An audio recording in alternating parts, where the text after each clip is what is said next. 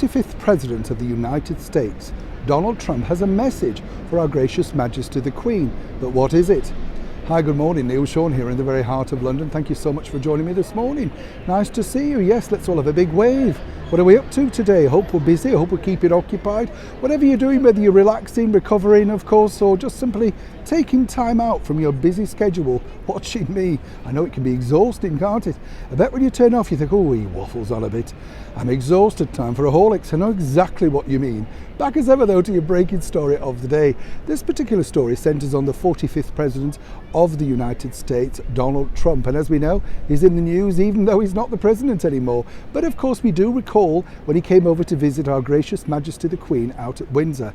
And he was more than totally respectful. We know he is a huge supporter of the British monarchy. So much so, I've been given word that the former President would very much like, in this year, particularly of the Platinum Jubilee and the monarch's 70-year reign on the throne, to have, and he thinks we should have, a glorious picture of Her Majesty within the White House.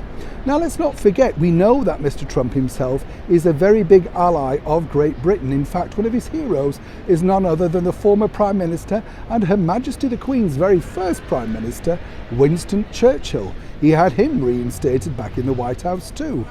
But his idea is simply not too daft when you think about it, because we do have a portrait signed, which we told you about recently on a video, in Buckingham Palace, which was presented by JFK to Our Gracious Majesty the Queen all the way back in the early 60s.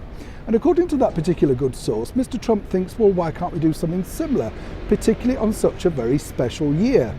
Now, as we know, he has kept in touch with Our Majesty the Queen. I mean, he was very gracious in, of course, offering his condolences, sadly, over the Duke of Edinburgh. So I do believe, you know, and I have to tell you that this is what I've been told by very close sources, she has a soft spot for Donald, even though he managed to walk over her, if you remember, on that parade.